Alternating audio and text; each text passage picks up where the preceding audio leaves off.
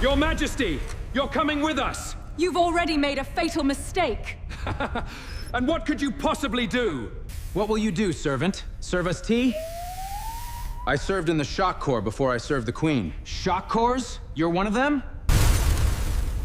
Wait, shock corps? You're one of them? Your last mistake was walking through that door. Kill him, now! The trick to ironing a Cathari formal robe was knowing which of the 17 folds to press first. Get the sequence wrong and the bioluminescent threading would misalign. The robe would still look presentable to most eyes, including. Marcus had learned after considerable trial and error. Most alien eyes, but Velthara would know. She always knew. He had made the mistake once, in his first month, and she had not corrected him aloud. She had simply stood in front of the mirror for a long, quiet moment, and then said, "Thank you, Harlow," in the tone of someone who is being very patient with something. He had never misaligned the threading again. Marcus ran the iron over the third fold from the left hem, applied exactly the pressure the fabric required, held it for a 3 count, and moved on. His hands knew the sequence now the same way they had once known how to field strip an M91 pulse rifle in absolute darkness, not through thought, but through the kind of deep mechanical memory that comes from doing something enough times that your body just decides to handle it. Muscle memory, regardless of what it was attached to. The dressing room was quiet. 3 in the morning by Marcus's internal clock. Though the sovereignty organized its time differently, 26 standard hours divided into 30 named segments that required at minimum 3 months of practice to pronounce, and which Marcus still couldn't get through entirely without making the 8th one sound like a wet boot on a tile floor. He had put in his 3 months. He had accepted the limitation. Outside the tall curved windows, Velketh was doing what it always did at this hour, which was refuse to go fully dark. Half the city's population was nocturnal. The streets had a different quality of life in them at 3 a.m. than they did at noon, not quieter. Just different longer shadows, different species. Commerce of a more private kind moving through the lower corridors. Marcus had walked those streets enough to know their rhythms. He liked the city. He was good at liking places he'd been sent to. As a general survival strategy, he finished the robe, hung it on the outer rail of the wardrobe, stepped back, checked it at arm's length, and adjusted the left shoulder drape by 2 centimeters. Then he moved on to the morning's remaining preparations. There were 14 items on his internal list. He worked through them in order. Queen Velthara woke 40 minutes after Marcus completed his pre-dawn rounds. Not because he'd signaled her, and not because of any scheduled alarm. She simply woke at that time, every morning, with the kind of biological punctuality that Marcus, who had once planned operations on 17-second intervals, found genuinely worth respecting. The Cathari had a longer sleep cycle than humans, roughly 4 standard hours of deep rest, and they managed the transition between sleep and full wakefulness with a smoothness that he had never quite gotten used to. Velthara moved from behind the sleeping chamber's divider 3 panels of woven shimmer silk that scattered the first light of morning into soft patterns across the floor and was already composed, already thinking, before she had spoken her first word. "Harlow, my lady, the East Hall temperature, 62 this morning. I've adjusted it to 68 for the pre-session. The Teruvian delegates run cold. Their comfort range sits between 63 and 67 standard. I've set it at the high end." She was pulling her outer robe around her shoulders, the one she wore in the mornings before formal dress, and she paused for just a moment at this. The high end. Their lead diplomat, second speaker Mahali, made a comment at last year's conference about preferring warm rooms during trade discussions. I read the Teruvian Diplomatic Institute's published guide on negotiation customs afterward. Their cultural tendency toward concession in above comfort range temperatures goes back roughly 3 centuries. If Mahali is warm enough to be slightly uncomfortable, he'll want to conclude business efficiently. Velthara came fully around the divider and looked at him. She was tall, all Cathari were, averaging well over 6 feet, and her bioluminescent striping, which ran along her jaw and down the lines of her collarbones, was cycling in the slow, steady pattern he associated with genuine interest. When she was at rest, the stripes ran a cool, deep blue. When something engaged her attention, they shifted toward green. They were green now. "You read the Teruvian Diplomatic Institute's guide," she said. "I read most things. Mahali doesn't know you read it." "No, my lady." "Set it to 69. She turned toward the window. "If he's warm enough to be relaxed, he'll be generous. If he's too warm, he'll want to finish quickly. I would prefer the latter today." 69. Of course, He adjusted the climate control and noted it in the day's log. This was the morning ritual. It had taken Marcus almost a full year to understand that when she asked him these questions, "What should I be worried about? What did you notice? What do you think they want?" she was genuinely asking. In the early weeks, he had offered diplomatic non-answers, the kind of careful, appropriate nothing that his training had made second nature in professional settings. She had waited him out 3 mornings in a row, watching him with that particular stillness until he had finally understood. She was not performing a ritual. She was asking a question. After that, he had given her real answers, and the mornings had become something else, something closer to honest. "Tell me what I should be worried about today," she said, still at the window. Marcus thought about the Vralian security attaché first, the Vralian delegation's protection officer, a male named Grasped 4 Limbs, gray-scaled. Moves like someone with field experience who doesn't want you to know he has field experience. He's walked the East Hall 3 times in the past 2 days. The logged reason was recreation. He took different routes each time but covered identical exits. Velthara did not turn from the window. "You noticed this. I notice things. What do you think he's doing?" Could be standard security preparation. That's the reasonable explanation. But a professional doing standard security prep doesn't need 3 walkthroughs to cover the same 3 exits. 1 thorough pass does it. Either he's very thorough, or he's doing something else with the time. I'd recommend making the guard rotation patterns less predictable for the next 48 hours. Nothing visible. Nothing that signals concern. Just irregular. "I'll speak to Selveth. Thank you." She turned and studied him. That expression, mandibles slightly parted, head tilted a few degrees to the right. Bioluminescence moving slowly through its spectrum was the one he thought of as her working-it-out face. She used it on problems she hadn't resolved yet. "How many diplomatic summits have you attended?" she asked. "Before my service, 3, in a professional capacity." "How many of those 3 went wrong?" Marcus held her gaze. 2. The working-it-out expression held for another moment. Then she said, "Put out the morning tea. I want to review the schedule before the Teruvian pre-session." Of course. The Cathari Palace had been built over 2,000 years. It showed. The original structure defensive, heavy-walled, designed for a time when the sovereignty's borders were still contested by force, had been added to by every queen in the line, each one leaving something of herself in stone or metal or grown material, until the palace had become less a building than a kind of geological event. Towers that began as watchtowers were now observation platforms. Great halls built for war councils hosted trade negotiations. The oldest section, in the western wing, still had marks on the walls from weapons that no longer existed anywhere else in the galaxy. Marcus moved through the palace in the mornings the way he moved through most spaces, systematically, with a running inventory of exits, occupants, and anything that had changed since the last time he'd walked the same route. It was a habit so old he no longer recognized it as deliberate. He simply did it, the way he breathed. The household staff gave him space. This had developed over time. Not through conflict, but through a kind of quiet recalibration. When Marcus had arrived 4 years ago, the staff had been uncertain what to do with him. Humans were a known quantity by then. Humanity had achieved first contact with the Cathari roughly 50 years prior, and the relationship had settled into something that could be described as functional. Humans were useful for logistics, certain manufacturing contexts, and as novelty items in settings where novelty was valued.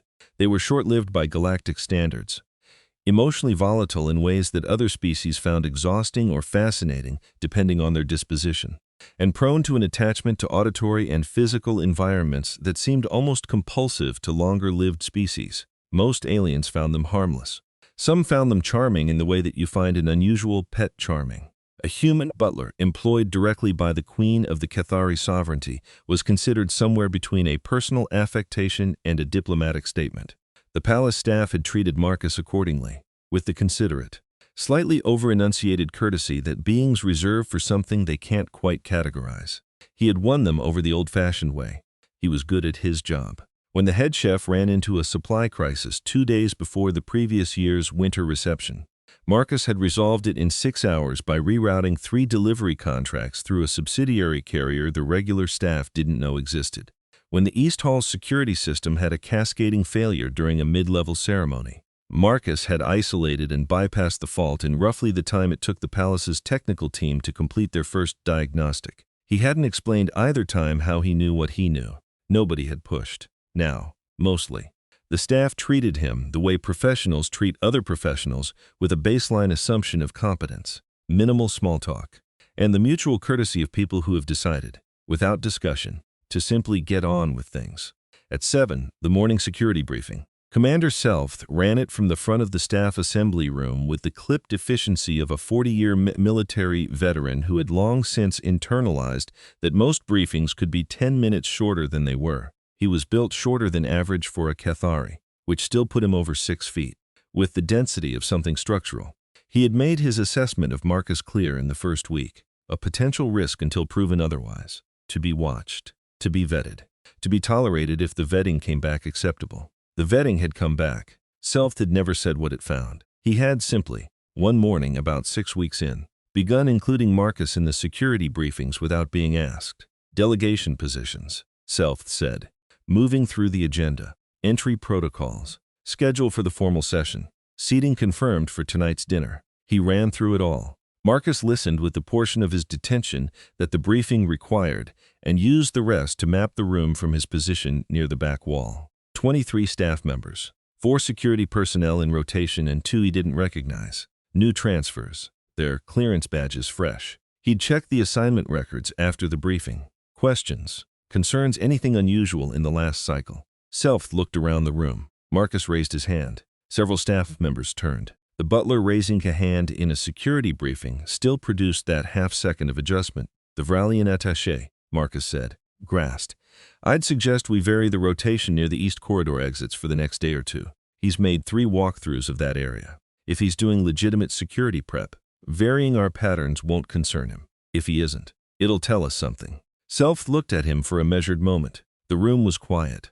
I'll take it under advisement, Self said, which was, Marcus had come to understand, as close as Self got to saying, yes, I'll do that. And I'm not going to acknowledge that the suggestion came from the human with the tea tray.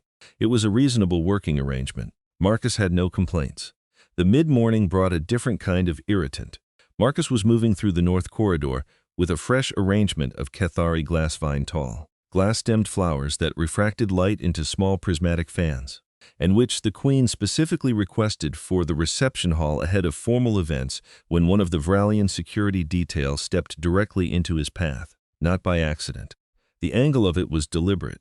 The alien was broad, plated along the shoulders, and had the practiced physical confidence of someone who had spent years in a role that put their body between important people and inconvenient things. He looked at Marcus, then at the flowers, then back at Marcus, with the specific expression of mild contempt that certain species directed at humans, not hostility, not quite disdain, but something in between. The look you give a thing that is in your way and doesn't fully understand that it is in your way. Service corridor, the Vralian said, in common that was accented but clear. You're in the delegation wing. I'm aware, Marcus said. I have clearance for the full reception area. He said it without heat, without edge, without any of the things that the Vralian's tone might have been designed to provoke. Clearance.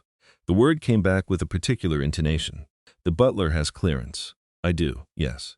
The Vralian looked him over once more, then stepped aside by about 8 inches, enough to pass. Barely enough to be called courtesy, and didn't move further. The implication was clear. Go around, or squeeze past, or turn back. Whichever you prefer. You're the one carrying flowers. Marcus stepped to the right, into the margin of space offered, and passed through without contact. What he did not do, and this was the thing, the specific thing, the tell that a certain kind of person would notice, and most people wouldn't, was move his eyes. He passed the Vralian in a corridor slightly narrower than comfortable, within arm's reach of a being who outweighed him by 50 kilos and who had just been mildly antagonistic. And he did not once check the alien's hands. Not because he wasn't aware of them. He was aware of the hands, the posture, the weight distribution, the 3-step response plan that had assembled itself behind his eyes in the 2 seconds it had taken to read the situation. He didn't check the hands because he didn't need to look at something he was already tracking. He walked on, rearranged the glass vine slightly as he went, where the stems had shifted in the maneuver. Behind him, he heard nothing, which meant the Vralian was either watching him go or had already lost interest. He filed both possibilities and kept walking. The summit's formal sessions began at noon. Marcus's role in the hall was peripheral by design. He was not a delegate, not a security presence, not an official anything. He managed the gallery tea service, ensured the refreshment layout was correct, positioned himself near the south wall where the sight lines covered most of the room, and watched. He did this so quietly that most of the people in the gallery would have been unable to say with confidence whether the human had been there at all. Second speaker Mahali of the Teruvian delegation was at 69 degrees and running slightly overdressed, which produced exactly the result Marcus had anticipated. He was engaged in quiet, rapid conversation with his aide by the end of the first formal address, speaking too quickly for the hall's ambient translation array to parse. Marcus's language training did not extend to fluent Teruvian. He had working knowledge, the kind that let you understand direction and emotional register but not nuance. What he caught was enough to tell him the conversation was about numbers. That was interesting. The Vralian delegation sat to the right of center, formal and composed. Grast was not present in the hall itself. He was, according to the rotation log, in a security position somewhere in the outer corridor. Marcus had not visually confirmed him since the morning briefing, which was mildly interesting for a different reason. Velthara presided from the primary dais with a particular quality of stillness that Marcus associated with her full attention state. She was listening to everything happening in the room simultaneously and processing it faster than any of the people speaking could deliver. Her bioluminescence moved in slow, deep cycles, the colors she used when she was working a problem hard and had decided not to let anyone see it. She caught his eye once, briefly, over the heads of the gallery. He gave her a small nod. Nothing unusual. She returned her attention to the Galvath Collective's opening statement, which had been officially about trade corridor realignment for the last 10 minutes, but kept drifting towards something adjacent to it, something unspoken but present. Marcus refilled a tea service, checked the time, watched the room. At 4, the formal session ended and the delegates broke for recess. Marcus used the 90 minutes to return to the private suite, lay out the evening formal attire, and check in with the kitchen staff about the dinner's final arrangements. At 5:30, he confirmed the seating plan. At 5:58, he returned to the Queen's suite to have everything ready. Velthara arrived at 6:14, slightly early. "The Galvath Collective," she said, handing him her day robe and moving toward the dressing area. "They want alliance positioning. Informal. Not the kind that shows up in joint statements or public records." "I thought it might be that." "You thought so because of matters of mutual interest." "Partly. Partly because their senior delegate spent today very carefully not making eye contact with the Vralian delegation. When two parties with existing diplomatic ties avoid each other in a formal setting, it usually means they've been in contact outside official channels and are trying not to make it obvious." Velthara paused, the formal gown half accepted from his hands. She looked at him in the particular way she had developed over 4 years, not suspicious, not appraising. Something more like someone checking the depth of water before stepping in. "Marcus," she said. "My lady, what exactly did you do in logistics?" He held the gown steady. The shimmer silk caught the room's light and threw it in soft bands across the floor between them. "A great many things," he said. "Your dinner begins in 42 minutes. She accepted the gown. "Someday," she said, "you're going to answer that question." "Perhaps," he said. And he meant it in the specific way that perhaps means. "Not today. And not because I don't trust you." The Grand Ceremonial Hall was the oldest room in the palace. The walls were unmodified stone carved by the third queen of the ancient line. 2,000 years of accumulated meaning in the grain. The table, a single piece of petrified ancient growth wood, sealed and polished until it reflected light like dark water, was 11 meters long and had held the weight of every consequential conversation the sovereignty had conducted for the last 8 centuries.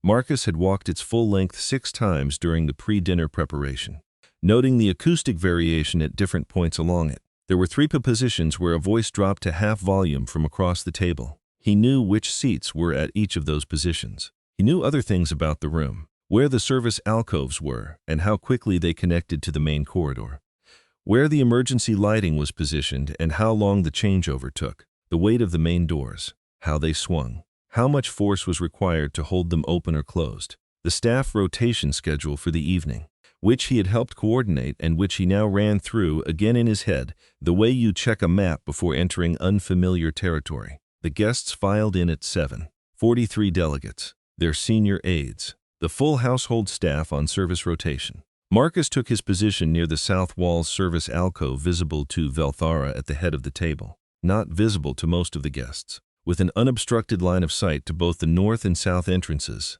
He did his job. Courses arrived on time.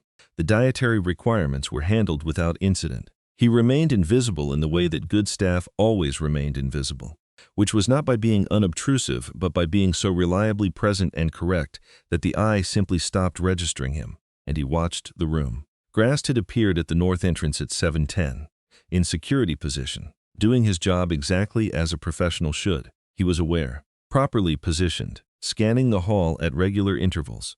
The problem was the intervals. Marcus noticed it 20 minutes in. He gave himself another 5 minutes to be certain. Then he watched for 10 more, counting in the back of his mind the way he had counted 1,000 things over the years without anyone around him knowing he was counting. Grast was running a fixed scan, left to right, north section of the hall. 90 seconds. Exactly 90 seconds. The same pattern, repeated without variation. A professional with Grast's evident experience did not run fixed patterns. Fixed patterns were targets. Fixed patterns were the first thing you learned to stop doing. Grast knew this. Marcus had watched him work for 2 days, and the man absolutely knew this, which meant the fixed pattern was not for security. It was for something else. A communication, a signal, a count. Marcus shifted his attention to the south wall without moving his head. The 2 guards at the service alcove entranced the new transfers, the ones with the fresh clearance badges. The one on the right had been moving his weight between his feet in a slow, almost imperceptible rhythm for the last 8 minutes. The rhythm was not random. He looked at the north entrance again, then at the south guards, then at the space between them, the full length of the hall. 43 delegates and their aides and 7 service staff. And at the head of the table, Velthara, engaged with the Galvith senior delegate, her bioluminescent cycling in the easy, diplomatic colors of a formal dinner. Marcus set down the tray he was carrying, quietly, without hurry. He touched the small communicator at his wrist palace staff issue. Basic encryption, used for coordinating service timing. He kept his voice level and his tone mild, because alarm that served no purpose was a tool he had learned to leave in the box a long time ago. Selveth, South Alcove. When you have a moment. A pause of exactly 2 seconds. Don't wait. He looked toward the north entrance. Grast's scan pattern had stopped. The lights went out. The darkness lasted exactly 4 seconds. 4 seconds was enough time for the emergency lighting system to fail, which told Marcus it had been deliberately disabled, because the palace's backup arrays were redundant, and the cascade signature of an accidental trip looked different from this. It was also enough time for people who had planned this to move from their staging positions into execution phase. 4 seconds of absolute darkness in a room containing 43 panicking diplomats was, as operational cover went, substantial. Marcus had the south alcove entrance mapped in his head. The moment the lights cut, he moved 1 step left and 1 step back, shifting out of the position where he'd stood for the past 40 minutes. His hand went to the communicator at his wrist. The first impact came from the right. Fast and deliberate, a shoulder and forearm combination carrying the massed weight of something larger than him, arriving at an angle too specific to be accidental. He took it across the chest, rolled into it, got his elbow up for the counter. The second came from behind, a 2-point strike across the base of his skull and upper spine. Time to reach him while his nervous system was still processing the first contact. It was a good technique. Marcus had taught a version of it himself, years ago, to people who were going to need it in places where needing it was likely. The irony was present and noted and not, in this particular moment, worth his attention. His knees went. He got one hand down and felt the floor arriving with the impersonal indifference of floors. His vestibular system was trying to re-establish orientation and not quite completing the sequence. Then someone's knee drove into his ribs at the precise angle designed to crack rather than bruise, not punish. Not injure out of anger, but disable with the efficiency of people who had a timeline and needed him horizontal. The pain that followed was the clean, declarative kind. His body informing him, without editorializing, that 3 ribs had stopped performing their structural function. He was on the floor. He was conscious.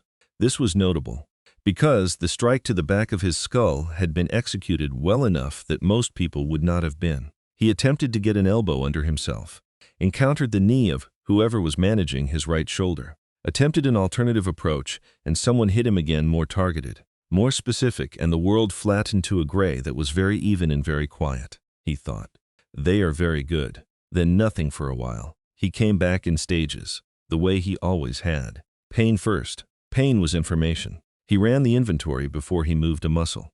because moving without information was how people got hurt twice. He was on the stone floor of the service alcove, cold through the fabric of his uniform. Something wet on the left side of his face, scalp laceration, minor floor contact on the way down. 3 ribs, right side, cracked, at least 1 full fracture. The back of his skull was a sustained, heavy ache. He would need to monitor for concussion symptoms. A concussion was not a problem he could work around. He would know within the next 20 minutes whether he had one. He estimated from the pain progression and the way the adrenaline spike had leveled off, 12 to 15 minutes unconscious. He did not move immediately. Moving was visible and audible, and he did not know yet what was still in the room. He lay still and listened. The hall was not silent. Multiple voices, multiple languages, overlapping the specific quality of diplomatic professionals trying to hold themselves together while everything around them stopped making sense. He heard the emergency lighting's red-tinted hum, which meant the primary system hadn't recovered. He heard movement near the north entrance. He heard nothing immediately adjacent. They had knocked him out and moved on. This was a professional decision and not a personal one. And it was also the last competent decision they would make tonight, because they had looked at him and seen a butler. And they had not been wrong about what he was.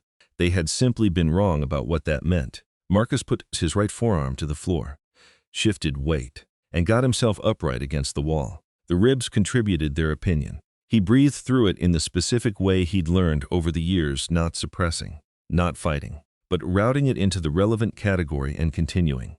He checked the communicator, dark, jammed or disabled at the source. It didn't matter which for the immediate decision. He checked himself for assets. The utility blade in his left inside pocket, which was there because it had always been there, because some habits ran deep enough to be below thought. His hands, his knowledge of the building, the 12 to 15 minutes he had to account for, which meant the extraction window was either closing or already closed. He stood up. He looked into the hall, 42 people in the red emergency light.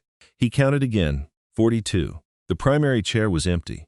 Both Cathari guard positions flanking it were empty. One of the guards was visible on the floor near the north entrance, 15 meters away, not moving. Marcus stood very still for 2 seconds. Not from shock he had known, when Grast's scan pattern stopped, what kind of operation he was inside. He had known before that, in the assembled, not yet certain way that decades of threat assessment worked.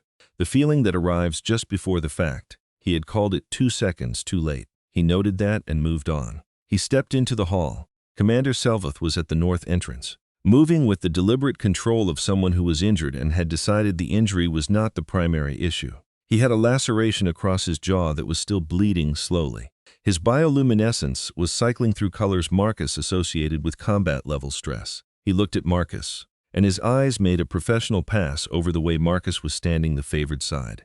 The careful breathing. They took her. Selveth said, "I know, North Service Corridor. Yes, I had 4 personnel on that corridor." A pause that held more than it showed. 2 are alive. What's your immediate asset situation? Personnel and vehicles. The pause this time was a different kind, the kind where someone is updating a classification. 12 uncompromised. 3 vehicles. Lockdown is in effect. Eastern gate only. Pull the lockdown. Selveth went still. Harlow. If they planned well enough to disable the emergency lighting, coordinate a simultaneous communications disruption, and execute a clean extraction through the service corridor with internally sourced intelligence, and they did all 4, then they've accounted for your lockdown protocols. They've planned around it. A lockdown is a funnel. Open all gates. Make them calculate variables instead of executing a predetermined plan. He kept his voice at the same register he used for morning briefings. You have about 20 seconds before it stops mattering. Selveth looked at him for 3 full seconds.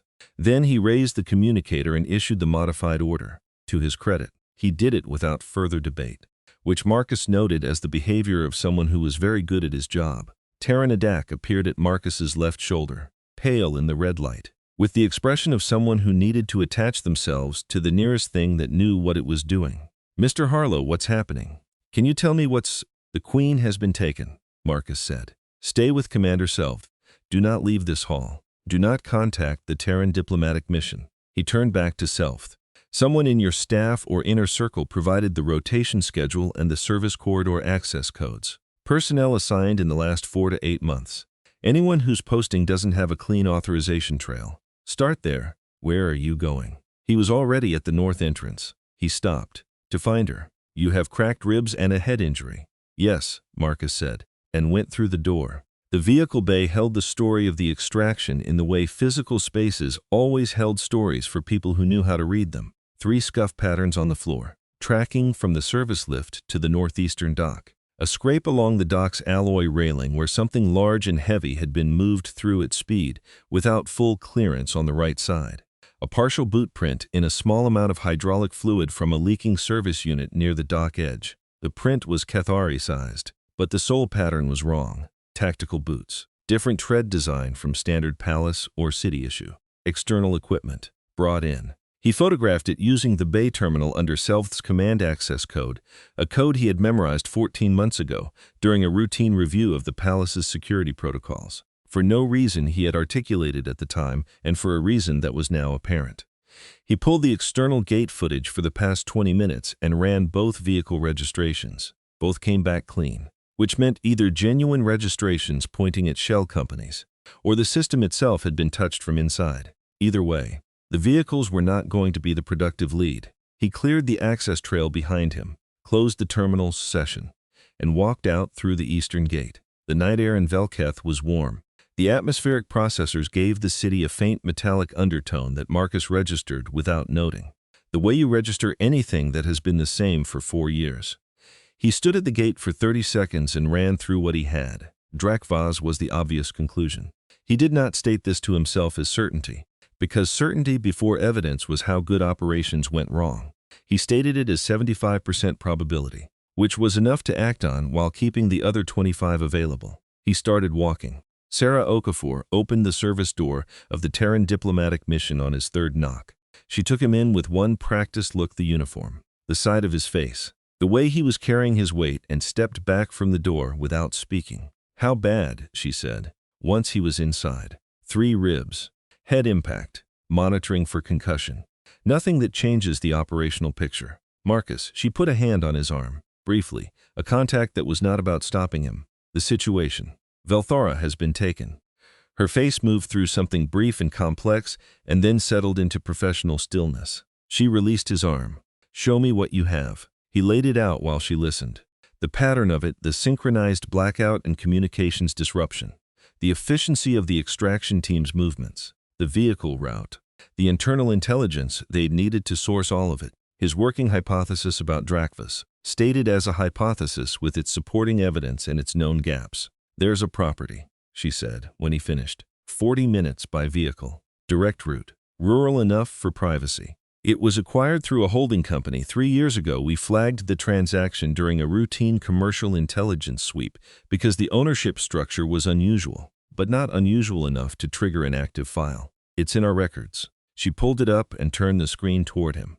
He looked at the coordinates and placed them against the mental geography he'd built of Velketh and its surroundings over 4 years of living there and 2 years of deliberate mapping. I can have 3 people ready in 15 minutes. No team.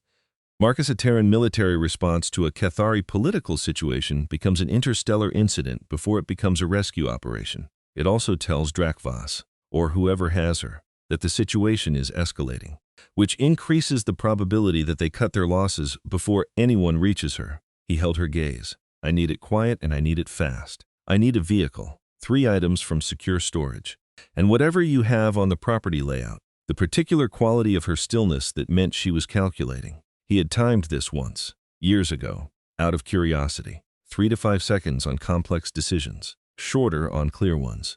Check-ins every 40 minutes, she said. 45, 40, agreed. 2 missed check-ins means I need extraction. A deliberate short check-in message under 10 words means I'm operational but cannot safely communicate. If I don't hear from you in 90 minutes, she said, I'm coming anyway. I know. She went to the secure storage and returned with the field medical kit, the communications jammer keyed to private security frequencies, and the 3rd item, which he had requested by a designation code that she clearly recognized. She handed it over without asking about it. He respected that. He taped his ribs in the service corridor, using the kit's adhesive support, working by feel and experience. He breathed experimentally afterward. The improvement was meaningful. He took the vehicle keys. 40 minutes, Sessa said. I know you mean it, Marcus said. That's why I agreed. He went out into the city. The drive took 37 minutes. He used the time. His mind worked the way it worked in the early phase of an operation, not urgently. Not in the way that urgency impaired things, but with the quiet, systematic thoroughness of a process that had been interrupted and was now back on its natural course. He ran through what he knew about the property from Sarah's file. Single access road, residential compound, 4 structures, perimeter fencing designed to look like agricultural boundary rather than security infrastructure. Power from a local grid connection with a backup generator housed in the northeast structure. The main residence was the largest building. 3 rooms on the ground floor, 2 above. He ran through what he knew about Drakvas's operational approach from everything he'd observed in 4 years of watching the council sessions, from the position of someone carrying a tea tray. Drakvas was a planner. He managed risk through preparation. He would have a security team on site, professional rather than improvised. And he would have checked in with them at regular intervals to confirm the situation was stable. The security team was the primary problem. He thought about it the way he'd been trained to think about it. Not as a collection of individuals to be concerned about, but as a system to be understood and then interrupted. He thought about Velthara. He thought about her for approximately 30 seconds, which was long enough to establish the emotional fact of it and then route it appropriately. She was alive. She was valuable to Drakvas only alive. Whatever was being planned, a forced abdication, a negotiated transfer of power, some restructuring of the sovereignty's succession, none of it worked with a dead queen. She would be managed carefully. He would get to her. He parked the vehicle 2 kilometers from the property on a secondary road and covered the rest of the distance on foot. Vren was not a man who worried easily. It was a professional quality, cultivated over 20 years of private security and contract work across 6 systems, and it had served him well. He had planned operations in conditions considerably more uncertain than this one. He had a clean facility, a professional team, and a very clear objective that required nothing more from him than maintaining a stable situation for the next 36 hours while Councillor Drakvas's political machinery completed its work. This was not a difficult assignment. The first communication he didn't receive was from Outer Post 1, due at the top of the hour. Vren ran the missed call-out for 3 minutes before triggering the call-out protocol. Standard equipment failure was more common than people acknowledged, and he had no interest in generating unnecessary alarm in a controlled situation. He sent one of his mid-ring personnel to check the post and went back to monitoring the main house's perimeter feed. The mid-ring personnel reported back 7 minutes later. Post 1 was unmanned. Equipment in place. No visible disturbance. No sign of personnel. Vren looked at this report for a long moment. He sent 2 additional personnel to sweep the outer ring. Then he picked up the communicator and called Drakvas. We have a personnel anomaly on the outer ring. Investigating. No cause for immediate concern. In the main house. Drakvas received this information with the equanimity of a man who had been planning this operation for 2 years and had extreme confidence in his preparations. Keep me informed, he said, and returned to his work. Vren kept his concern at the level of professional alertness and waited for his sweep team to report back. The outer perimeter took Marcus 22 minutes to work through. The posts were positioned at 200-meter intervals, which was standard for a compound this size. The spacing was correct for a professional installation. The team was professional. What it was not was a military installation, which meant it had been designed to deter rather than to stop, and deterrence worked on deterrable things. He moved between the posts the way he moved between everything with attention to sound, ground, shadow, and the specific way that trained security personnel maintained awareness in the late hours of a watch. Late watches were not compromised by incompetence. They were compromised by the monotony of professional competence applied to a situation where nothing had happened yet, and the body's chemistry began to quietly negotiate for a reduction in vigilance. This was not a character flaw. It was biology. Marcus had spent a long time learning to use it. He did not think about what he was doing as he worked through the outer ring. He thought about what came after. He checked in with Sarah at the 40-minute mark, keeping it under 10 words, the agreed code for operational but restricted. The check-in took 4 seconds, he continued. In the main residence, Drakvas was reviewing the morning's timeline when Vren appeared in the doorway with an expression that Drakvas recognized, after a moment, as suppressed unease. 2 more outer posts are not responding, Vren said. I've repositioned the inner ring and called in the reserve team. I would like to know more about the palace's response status. Drakvas looked at him. My intelligence suggests their response capability was disrupted during the operation. They are managing a diplomatic incident, not a pursuit. My intelligence, Vren said, with the careful tone of a professional who wants to phrase something correctly, suggests that the palace's response capability includes a human staff member who had an anomalous behavioral profile. The butler, Drakvas said. He said it in the way one says. The serving implement. He was neutralized. He was incapacitated, Vren said. There is a distinction. Drakvas looked at him for a moment. You're concerned about a human butler. Vren had worked across 6 systems. He had encountered humans in various professional contexts. He had the galaxy's standard assessment of them. Capable in certain contexts. Physically unremarkable. Short-lived. Prone to erratic behavior under stress. He did not have a specific reason for the thing he was feeling right now, which was why it was difficult to articulate. It was pattern recognition. Something about the outer posts not reporting, and the behavior profile of the palace's human staff member, and the way the two things were sitting next to each other in his mind was producing a low, persistent signal that he had learned, over 20 years, to take seriously. I'm concerned about a gap in my outer ring, Vren said. I am going to address it personally. He left the room. By the time Vren reached the outer perimeter, Marcus had moved to the inner ring. The inner ring was tighter and the team on it was better. Vren had kept his best personnel close to the main structures, which was correct prioritization. The transition between outer and inner required a different approach, slower and more deliberate, with less margin for adjustment if something went wrong. Marcus worked it methodically. He was not moving fast. Fast was not always the point. His ribs were a consistent, informative presence throughout. He did not ignore them, and he did not give them more attention than they warranted. They were a real constraint that he had incorporated into his operational parameters, adjusting his approach angles accordingly, keeping the movements that strained the injury to the minimum necessary.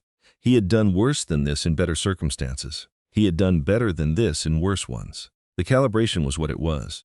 He checked in with Sarah at the 80-minute mark. She responded immediately. She had been watching the clock, and he could hear in the forward acknowledgement the specific quality of a professional who had fully understood what she was listening to and had made a decision about it that she was keeping to herself for now. He appreciated that. He identified the building where Velthara was being held at the 84th minute.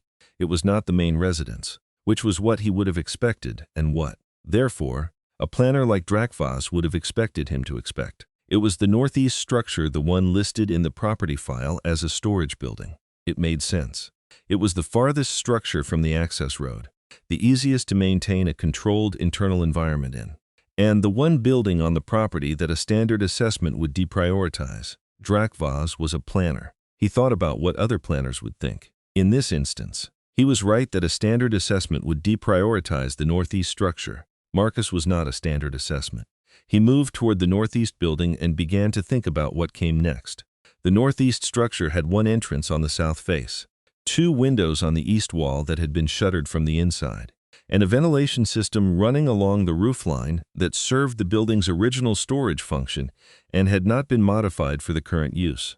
Marcus confirmed this in 4 minutes of close external assessment, moving in the specific stillness that he had learned in environments considerably less forgiving than a converted agricultural compound in Velketh's outskirts. He also confirmed 2 things that the building's file had not told him. A secondary communication array mounted on the north roof corner, which was not part of the original structure and which was actively transmitting, and the heat signature through the east wall's thin composite paneling that indicated 3 beings inside 2 near the south entrance and 1 isolated toward the north end of the space. He thought about the layout. 1 isolated individual, northern end, with 2 positioned between that individual and the only door. Not prisoners arrangement. Guard arrangement. The guard orientation meant the isolated individual was the priority, which was consistent with this being the right building. He moved to the ventilation access on the west roof face. It was the kind of access point that existed in every building that had been designed for climate management, and then repurposed without full architectural review. The duct ran the length of the building along a central spine, with junctions at each of the original storage bays. The junction nearest the north end would put him within 3 meters of the isolated individual. The duct was designed for air movement, not for a human body, and it was going to be an unpleasant 3 minutes. He took stock of his ribs one more time, made the necessary peace with the situation, and went in. Vren found outer post 6 at approximately the same time that Marcus was halfway through the ventilation duct. He found it the way he'd been finding the others. Undisturbed equipment. No indication of conflict. No sign of personnel. No blood. No damage. No communicator dropped in haste. Simply a post that had been occupied and was now not. As if the occupant had simply stepped away from their position and then not come back. Vren had 17 personnel in his outer and inner ring combined. He had now confirmed 4 outer posts unmanned. He had sent 6 of his inner ring to reinforce and sweep, which left him 11 personnel in active positions and an outer ring that was compromised in a way he could not account for. He stood at post 6 and looked out into the darkness beyond the perimeter and thought carefully. The problem was not that 4 of his outer personnel were missing. The problem was the shape of it. 4 posts, spread across the perimeter. Nothing disturbed. No alarm triggered. No sound, no indication from any of the adjacent posts that anything had happened at the posts that went dark. Whatever had moved through his outer ring had done it without triggering a response from any of the 8 remaining outer personnel, which meant either each incident had been contained faster than communication allowed, or the outer ring personnel had not identified a threat before the encounter was over. Vren had hired capable professionals. The second option was the one that required him to revise his operational picture in a significant way. He called his best remaining inner ring commander. "I want everyone pulled to the main structures, both buildings. Now," he paused, "and I want to know what we have in the file on the palace's human staff member." A brief silence on the other end, the kind produced by an unexpected question. "The butler. We have physical assessment, behavioral profile, basic background, listed as logistics background. No military designation. What's his name? Harlow. Marcus Harlow. Run it again. Not through the sovereignty database. Run it through whatever external access we have to Terran Republic records." Another silence. Longer then. "Commander, the Terran Republic's Special Operations Command records for that period are classified at a level our access doesn't reach. We're getting a redaction marker." Vren stood very still at post 6 with the darkness around him and the night sounds of the Velketh outskirts in the low, steady signal in his professional instincts that had been getting louder for the past hour. "Get everyone inside," he said. Now. The duct let him into the northern bay of the northeast building at an angle that required him to redistribute his weight across the last 1.5 meters in a way his ribs found personally offensive. He did it anyway. The sound he made entering the space was, charitably, more than nothing. He moved immediately after landing, 3 steps to the nearest structural cover, and then held very still. The 2 guards near the south entrance had heard something. He could tell from the quality of the subsequent silence, the kind that had a tension in it. He waited. 20 seconds. They exchanged low words in a language he didn't have. They did not move. He had seen this response pattern before. Heard a noise in a defended space. Assessed it as possible equipment issue or animal ingress. Decided to watch without exposing themselves. It was a reasonable response. It also gave him approximately 90 seconds before they escalated their response level. He was already moving. Velthara was seated on a folded cargo pad in the northern bay, her hands restrained in front of her with a commercial-grade binder. Her formal dinner robe exchanged for something plain and utilitarian that told him she'd been given time to change rather than simply taken, which meant the operation had planning layers he hadn't fully mapped yet. Her bioluminescence was cycling in the slow, muted pattern he associated with controlled stress management. She was doing, in other words, exactly what he would have expected her to do. Staying calm, staying observant, waiting. She looked up when he came through the shadows. Her bioluminescence shifted, briefly, into a color he didn't have a name for, something fast and involuntary. A spike of something that was quickly brought back under control. Then she looked at him with the steady compound gaze he had known for 4 years and had never found entirely comfortable and had come to trust completely. "Harlow," she said. "Quietly, my lady. You look terrible." "Yes," he said. He was already working on the binder restraints with the small blade from his inside pocket. The commercial-grade mechanism was not designed to resist this kind of attention, and it came free in about 20 seconds. "Can you walk?" "Yes. They were careful with me. They want me functional." She stood, steadying herself, and looked at the duct access point he'd come through. Then at the south entrance, where the 2 guards were stationed. 2 at the door. "I'm aware. There's a secondary option through the east wall's lower ventilation panel. Tight but manageable if we go quickly." He looked at her. "I need to know your injury status. I told you they were careful. I need you to be specific. She held his gaze for a moment. No physical injuries.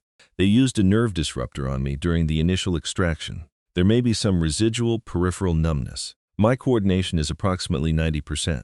Good enough. He moved to the east wall. Stay close and stay low. When I tell you to move, move fast and don't look back. Marcus, her voice was very quiet. He paused. Hand on the ventilation panel.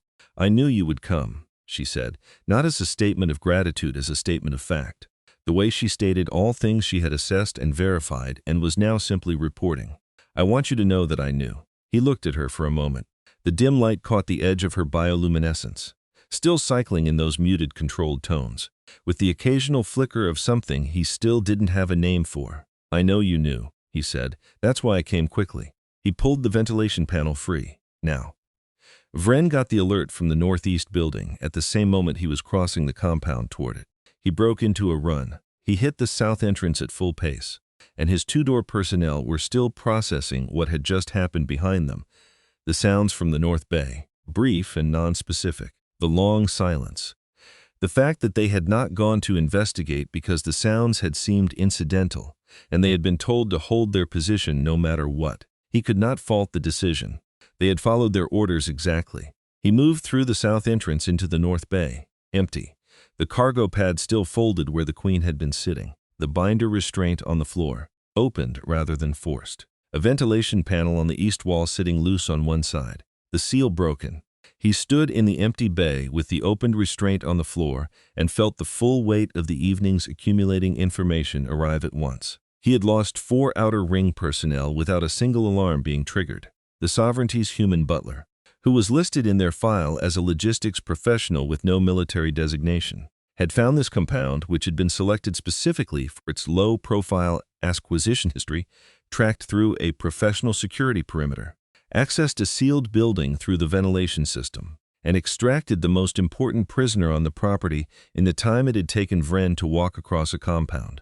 He picked up the binder restraint, looked at the cut. Clean, small blade, very precise. Not a tool that palace staff typically carried. He thought about the redaction marker on the Terran Republic's classified records. He thought about the way his outer ring had gone dark without a single alert. He thought about what kind of person moved through a defended perimeter in the dark with cracked ribs and arrived at the right building on the first try. He put the binder restraint down.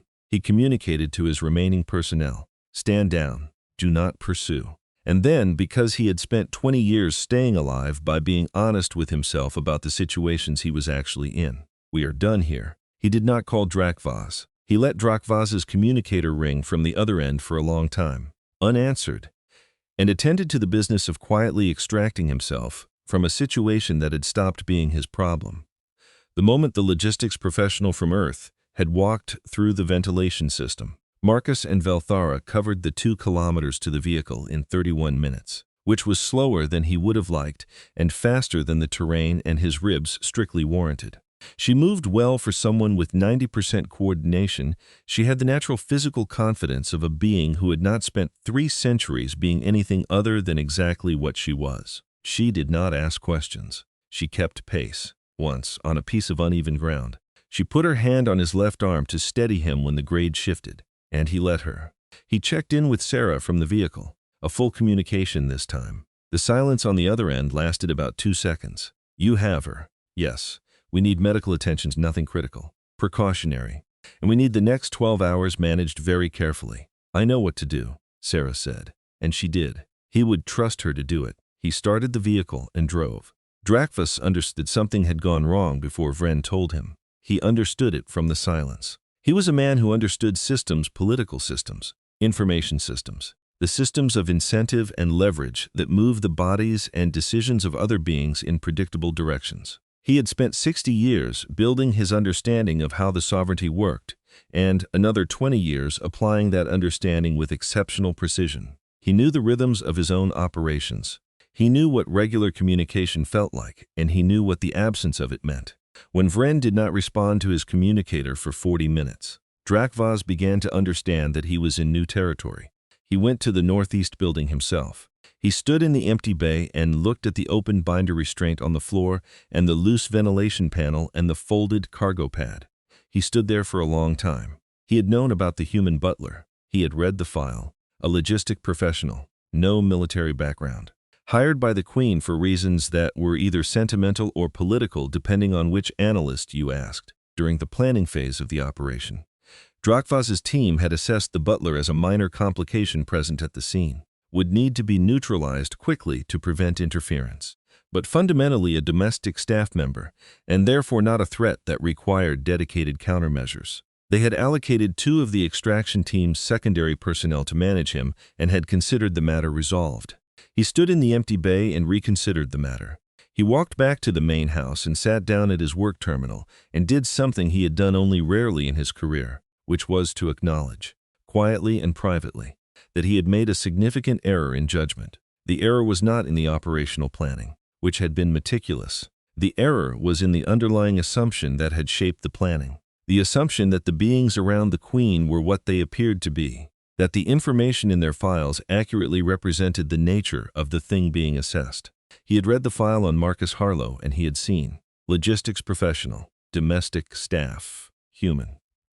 He had weighted these pieces of information in the order that his experience suggested they should be weighted. Domestic staff, low threat, human, low physical threat, uncertain social diplomatic risk. The file had not told him what else the man was because the file did not contain that information. The file had a redaction marker, which Drakvaz's analysts had noted and deprioritized because redaction markers were common in personnel files for bureaucratic rather than significant reasons. He looked at the empty building on his compound camera feed and thought about the redaction marker. He thought about what kind of record required a redaction at the level that had stopped his intelligence access cold. He thought about 4 outer security posts going dark without a single alarm, and a commercial binder cut clean with a small blade, and the ventilation panel opened from inside. Drakvaz was 60 years old. He had navigated the sovereignty's political structure since before most of the people in this room had been alive. He was not a man who frightened easily or indulged in catastrophic thinking. He was, however, a man who had survived 60 years of Cathari politics by being accurate in his assessments, including the assessments that were uncomfortable. His assessment now was very uncomfortable. He picked up his communicator and called his legal representative. He did not call his political allies. He did not call his security team, because Vren was no longer answering, and he had begun to think that this was, in the context of the evening's events, probably a good outcome for Vren. He called his legal representative and said, "I need you to come to the Velketh main house tonight. Bring the emergency protocols." And then he sat very still and waited, and thought about 60 years of careful work, and thought about a redaction marker he should have taken more seriously. Sarah met them 3 kilometers outside the city, at a secondary location Marcus had designated in their last communication. She had a medical unit standing by, and she had 2 additional Terran mission personnel, whose presence was technically unofficial but practically necessary. She looked at Velthara with the specific expression of someone who has been managing an extremely high-stakes situation and is now confronted with the tangible evidence that the situation has resolved in the best possible way and is not quite ready to feel relieved about it yet. "Your Majesty," she said, with a slight, precise inclination of her head professional deference without ceremony. Velthara looked at her, then looked at Marcus. "This is the colleague you won't tell me about." "One of them," Marcus said. "How many do you have?" "A few." The medical unit attended to Velthara first, confirming what she'd reported. No physical injury. Residual nerve disruption clearing rapidly. Then it attended to Marcus, which involved a brief, pointed interaction during which the medical officer confirmed the rib fractures, administered a tissue bonding compound, and expressed the professional opinion that Marcus should be in a recovery environment rather than a secondary rendezvous location 3 kilometers outside the city at 2 in the morning. Marcus thanked him for the assessment and asked if the binding would hold under moderate physical stress. The officer said yes, with obvious reluctance. Marcus thanked him again. Velthara watched this exchange from across the space with the working it out expression. Marcus noticed and did not address it. "What happens next?" she asked Sarah. "Right now. We get you back to a secured location, not the palace. Not yet. Not until Commander Selft has had time to work through the internal security question. I have a Terran mission property that can accommodate you with appropriate discretion for the next few hours." Sarah paused. "After that, the political picture gets complicated very quickly." "The political picture has been complicated for quite some time," Velthara said. It has simply become legible. Yes, Your Majesty. That's a reasonable way to put it. They loaded into the vehicle. Marcus took the front. Velthara sat in the rear with Sarah. For a while, no one spoke. And the outskirts of Velketh moved past the windows in the way that cities move past you at 2 in the morning, quieter, stranger, lit differently. As if the city has a different version of itself that it only shows when it thinks no one important is watching. Harlow, Velthara said. My lady, the property they held me in. How did you find it? Intelligence from the mission's files. The acquisition transaction was flagged 3 years ago as a financial anomaly. 3 years ago. A pause. You've had a contingency file on me. On the major council factions, Marcus said. Political opposition mapping is a standard. Don't say standard precaution, Velthara said. You're going to tell me it's a standard precaution, and I'm going to ask you who taught you that, and you're going to say logistics, and we're both going to pretend that's an answer. A silence. In the front seat, Marcus drove, beside Velthara. Sarah was doing the specific thing she did when she wanted to disappear from a conversation, looking with deep interest at the window. It is a standard precaution, Marcus said. In certain fields. What fields, Marcus? He drove. The city grew closer. After, he said. We'll talk after. When you're somewhere safe. A long pause. Then, all right? And the word had in it something that was not quite forgiveness and not quite patience, and was possibly something he didn't have a better name for than the sound of someone who has decided that a question can wait, because the person they're asking it of has just proven, in the most concrete way available, that the waiting is worth it. Self had the internal security situation moving by the time Marcus got Velthara to the mission property. He'd identified 2 staff members whose posting authorizations had irregularities, both recently transferred, both with financial activity that didn't match their salaries. He'd contained both without incident, which he reported to Marcus with the specific tone of a professional who is presenting results to someone he has not yet fully reclassified, but is in the process of reclassifying. The outer ring at Drakvas's property, Self said. It was not quite a question. All accounted for, Marcus said. Secured. You'll find them when your team reaches the compound. Another silence of the reclassifying variety. How many were there? Outer ring. 17 positions when I arrived. 4 active when I departed. Self's bioluminescence did something complex. You went through the outer ring. Alone, with 3 cracked ribs. 2.5, Marcus said. The compound surgeon's assessment this morning was optimistic about one of them. Marcus, the commander used his given name for the first time in 4 years, which was not something Marcus had noted as a deliberate choice until this moment, when the change in form registered with some significance. What exactly are you? Marcus thought about this for a moment. It was, genuinely, a reasonable question, and Selveth was someone who had earned a reasonable answer. I'm her butler, Marcus said. I'm also the other thing. Most people have only ever needed to know about the first one. Self considered this. He looked at Marcus with the experienced eye of a 40-year military veteran, which saw things that a civilian eye did not see, and had probably been seeing them for some time and not known what to do with what it was seeing. I should have listened to you about Grast, Self said. Earlier, when you raised the concern. Yes, Marcus said. But you did listen when it mattered. That's what counts. Self held his gaze for another moment. Then he nodded. Once. With the decisive quality of someone closing a file and opening a new one. I'll be in touch about the security review. I'll be available, Marcus said. Drakvas submitted his formal resignation from the council before dawn. His legal representative had been efficient. The resignation was accompanied by a document that, while not a full confession, provided enough detail about the planning and financing of the operation to make a formal investigation a formality rather than a challenge. Drakvas was, even now, a man who understood systems. He understood the system he was now inside. And he understood that the most efficient route through it was a managed surrender rather than a contested fight with evidence he could not suppress. He had 40 remaining years, by Cathari lifespan expectation. He had resources that would survive the legal process. He had, at the end of it, done what he'd set out to do in one respect. The operation had succeeded in revealing the fragility of certain assumptions, not the ones he'd intended to reveal, but assumptions, nonetheless. He sat in the main house of the compound as the first light of the Velketh morning reached it, and he thought about what the past 12 hours had told him about the thing he had classified as the Queen's eccentric domestic choice. He thought about what it implied about what humanity actually was. underneath the presentation layer that the galaxy had been evaluating for 50 years. He thought about the redaction marker, and he thought with the particular clarity of a man who has just run his best intelligence against a situation and found his intelligence insufficient, that perhaps the galaxy had been measuring the wrong things for a very long time. The first message reached the Teruvian diplomatic mission at 6 in the morning. Second speaker Mhali received it personally.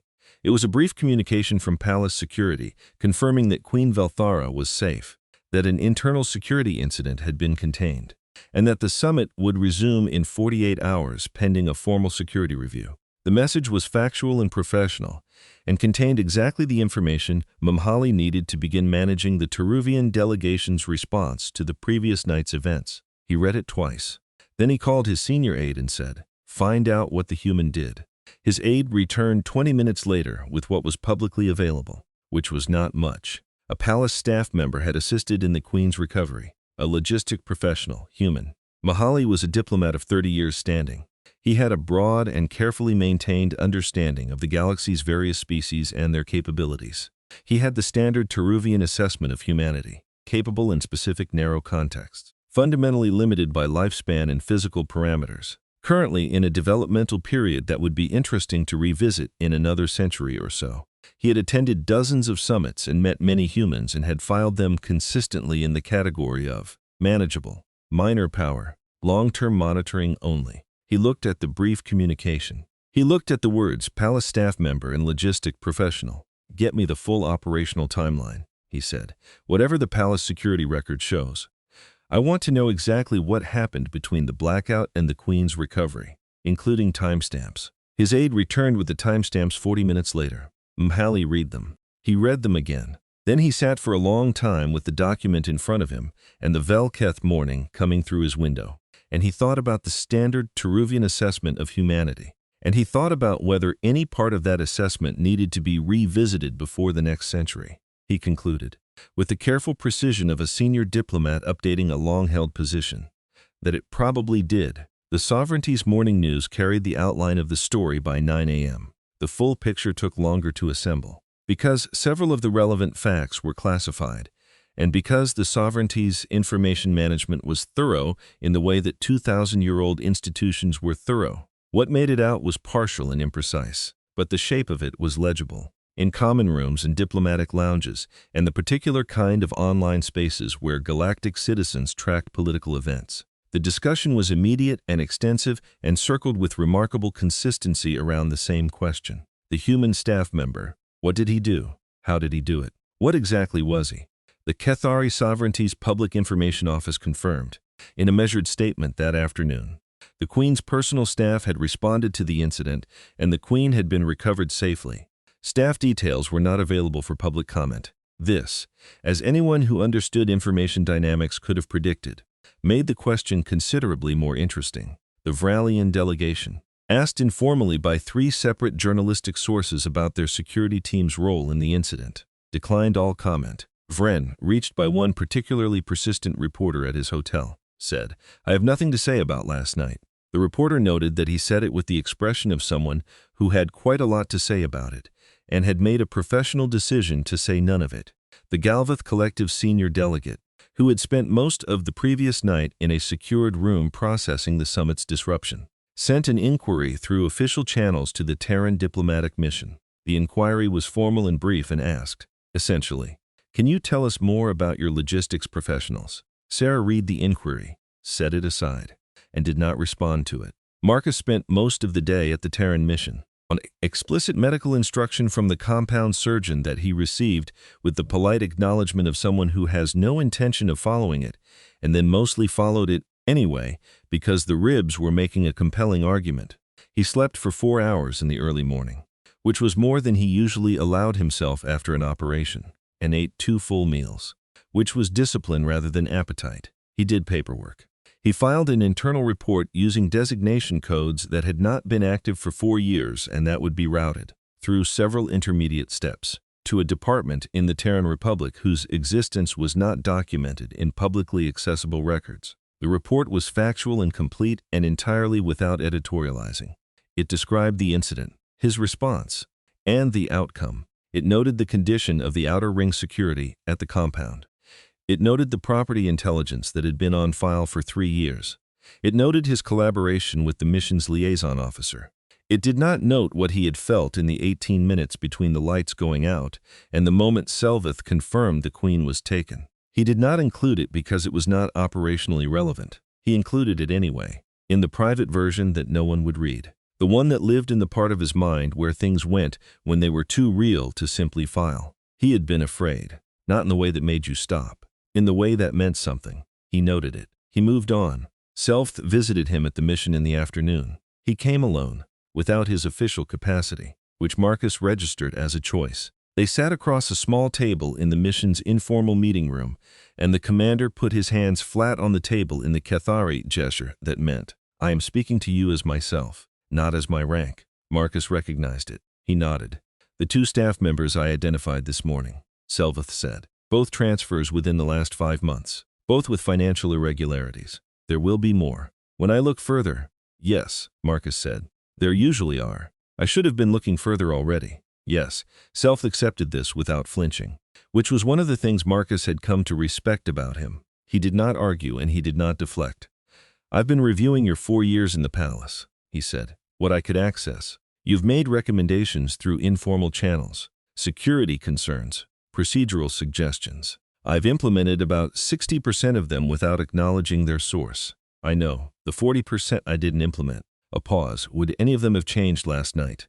Marcus thought about it honestly. The guard rotation variability in the East Corridor would have made Grast's preparation more difficult. It might have slowed them, not stopped them. The internal vetting protocol for transferred staff would have flagged your 2 staff members 2 months ago. That might have changed last night significantly. He looked at Selveth, but Drakva's would have adjusted. He's a planner. He would have found another route. So last night was inevitable. Last night in some form was probable, Marcus said. The outcome of last night was not. Selveth was quiet for a moment. "When I ran your vetting file 4 years ago," he said carefully, "certain sections were not accessible. I know. I made a judgment call to accept the cleared portions and note the redaction for monitoring. I know that too. Would you like to tell me?" Selveth said. "What was in the redacted sections?" Marcus looked at him across the small table at this man who had served the sovereignty for 40 years. Who had been honest about his limitations and decisive when it counted, who had issued the modified gate order without requiring Marcus to argue him into it for longer than he could afford. "Nothing that would have made you more comfortable having me in the palace," Marcus said, "and nothing that would have given you a reason to remove me, which is why the judgment call you made 4 years ago was the right one." Selveth held his gaze. His bioluminescence ran through a slow, steady cycle. Then he said, "I'm going to request that you be given a formal security advisory role, unofficial. Nothing that changes your primary position. I'd rather not have the designation." "I thought you might say that." The faintest shift at Selveth's mandible. "I'm going to request it anyway, quietly. You can ignore whatever the paperwork says and we can continue doing what we've been doing." "What have we been doing?" "Making this building harder to take advantage of than it looks," Selveth said. He stood, put a hand briefly on the table in the same flat gesture he'd opened with. A goodbye that was also a statement of something that didn't need to be said out loud. "Thank you. Harlow, Commander." He left. Marcus sat for a moment after he'd gone, listening to the mission building settle into its afternoon quiet, and thought that 4 years ago he had come to this city not entirely sure what he was looking for and had found, among other things, a professional relationship he respected in a place he hadn't expected to find one. He noted it. He filed it in the category of things worth keeping. Velthara returned to the palace the following evening, after Selveth's security review had completed its first phase and the necessary transitions had been managed. The formal resumption of the summit would take another day. The political restructuring that followed Drakvas's resignation would take considerably longer. Marcus was in the palace when she returned. He had requested and received permission from the medical staff to resume his duties. Over objections he had acknowledged and not been moved by, and he was in the dressing room running the pre-arrival preparation. When he heard the household staff's movements in the corridor that indicated she had come through the main entrance, he finished the last item on the list, set the morning tea service on standby, checked the room temperature, adjusted the left shoulder drape of the formal robe by 1 centimeter. She came in alone. She had been thorough about the alone part. He could hear the discreet sound of household staff withdrawing to appropriate distances down the corridor. She was still in the clothes from the mission. Having declined the formal sovereignty return protocols in a way that her staff had apparently found mildly alarming, she crossed the room and stood near the window, the same window she stood at every morning, and looked out at Velketh. "We're alone," she said. "Yes. I've been thinking about what I want to ask you." She looked at the city for a moment. "I've been thinking about it since the mission. I want to ask it correctly, all right? You were injured," she said, "when they took me. They hit you hard enough that you were unconscious for 12 to 15 minutes. If I'm reading the compound timeline correctly, approximately. Yes, and when you regained consciousness, you got up. You managed the immediate response at the palace. You walked across the city. You went through a defended compound. You extracted me. All with 3 cracked ribs and a significant head injury. 2 confirmed fractures. 1 partial," Marcus said. The medical assessment was more specific. She turned from the window. She looked at him with the working-it-out expression, and also with something else, something that had been present since the northeast building. In the spare space of that moment in the dim light, when her bioluminescence had done that thing he didn't have a name for. "That's not logistics," she said. "No, Marcus." She said it the way she said the things she was serious about, without the title, without the formal address. Just his name, which she had been using, he realized, more often over the last 2 years. "Tell me." He stood for a moment in the room that he had prepared every morning for 4 years, the correct temperature, the right light, the 17 folds pressed in the right order. He thought about what he had told Self, which was true. Nothing in the redacted file would have made the commander more comfortable, and nothing would have given him a reason to remove Marcus. Both things were true of Velthara as well. He thought about the 30 seconds he had stood in the empty space of the northeast building, looking at the place where she'd been sitting, before following the direction she'd been taken. He thought about what had moved through him in those 30 seconds, which was not tactical assessment and not professional calculation, and was something he had gotten very good at not thinking about directly. He pulled the chair from the writing desk and sat down, which he did not do in this room, as a general rule, because it was her private space, and the social geometry of a butler sitting down in the Queen's private space was complicated, and had been complicated by deliberate mutual avoidance for 4 years. She sat in her morning chair without comment, as if they did this all the time. "Terran Republic," he said, "Special Operations Command, 3rd Shock Battalion." Then a period in a unit that doesn't have a publicly acknowledged name. 18 years of active service. Various theaters. Various objectives. He looked at his hands for a moment, then back at her. "The logistics description isn't technically wrong. I coordinated a lot of logistics. It's what they do with you when you've done the other things long enough that they need you to teach someone else. Why did you leave?" He thought about this. "The last operation I was part of was a recovery mission, in an environment we weren't supposed to be in. It went the way some operations go, not entirely wrong, not entirely right. When it was over, I looked at the next assignment and decided that I had been doing this for long enough that I was doing it better than I felt it, which is not a good sign in the kind of work where feeling it is part of what keeps the judgment honest." He paused. "I took the exit option. They offered a placement through a liaison program, professional staff placement with allied diplomatic missions. Velketh was on the list." "You chose Velketh." "I read the brief on the Kethari sovereignty first. Then I read your public record." He looked at her steadily. "Then I chose Velketh." A silence settled in the room. Outside the windows, the city was moving through its early evening rhythms, the shift change between the day and night populations, the lights coming on in the lower corridors, the particular color of the sky at this hour that Marcus had noticed from the first week and had never stopped noticing. "I knew," Velthara said finally. He waited. "Not specifically, not the details, but I knew from the 3rd month.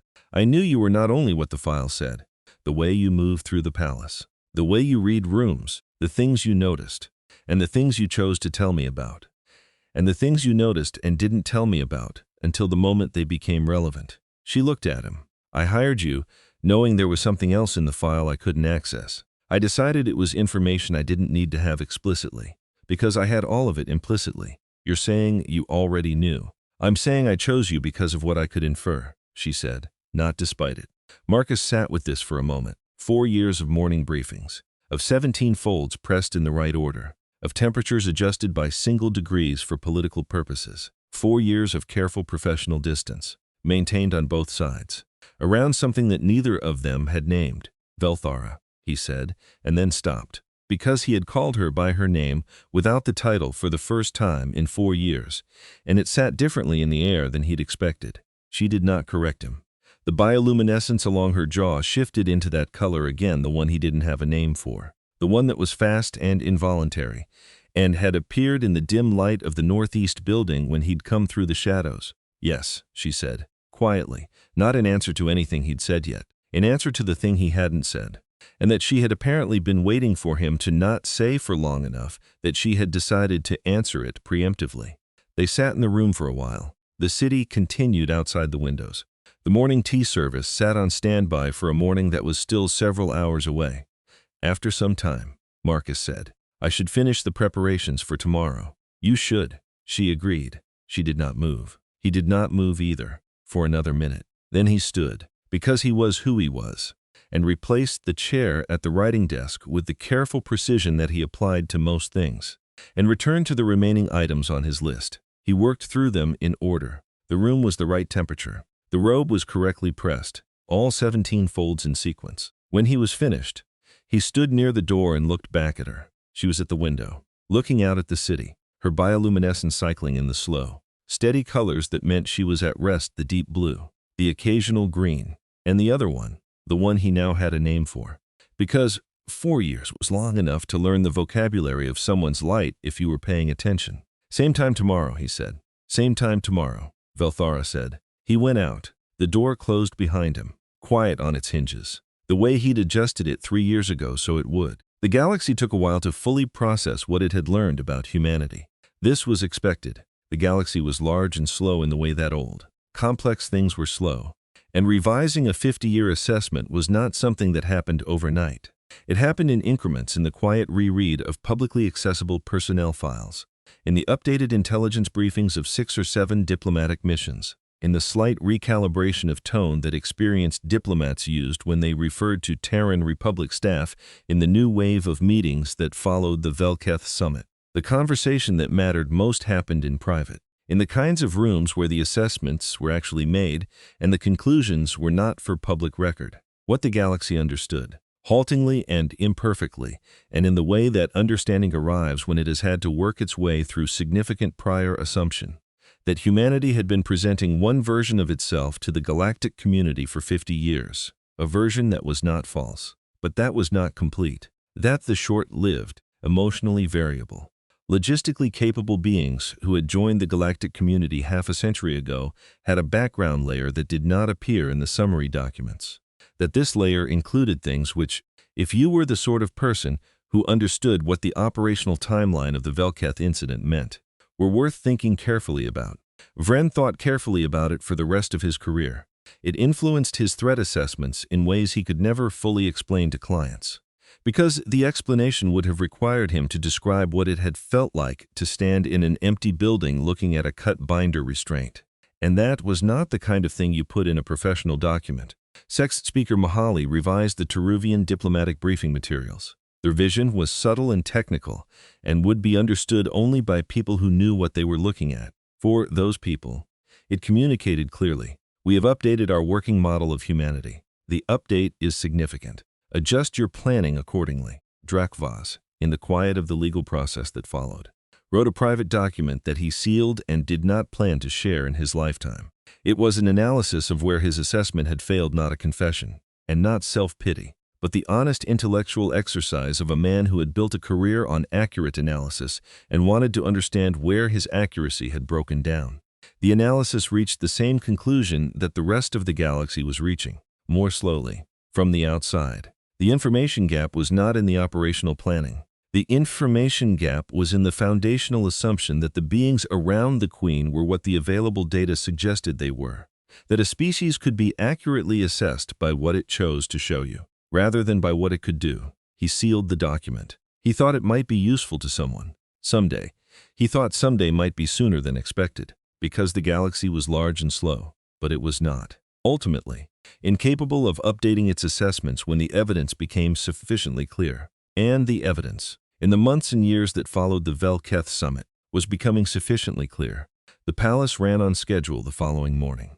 The morning briefing at 7. The pre-session preparations by 8. The tea service on time. Marcus pressed the first fold, then the second, then the third, from the left hem, with the right pressure and the 3 count, and moved on without checking his work. Outside the tall curved windows, Velketh was doing what it always did, refusing to go fully dark. Half the city's population still moving through their night. The sky was shifting toward the color that meant morning in about 2 hours. The atmospheric processors gave the air their faint metallic undertone. He had lived in this city for 4 years. He knew its rhythms now the way you knew the rhythms of a place that had become yours, in the way that places became yours not by ownership but by accumulated presence, by the specific weight of time. He finished the robe, hung it, adjusted the shoulder drape. He began the rest of the morning preparations. At the 40-minute mark, precisely, he heard her moving behind the shimmer silk divider. The quiet, unhurried sounds of someone who had always woken at this hour and always would. He poured the tea at the right temperature and set it where it would be. He checked the room. Everything was in order. "Harlow," she said, from behind the divider. "My lady, tell me what I should be worried about today." He thought about it.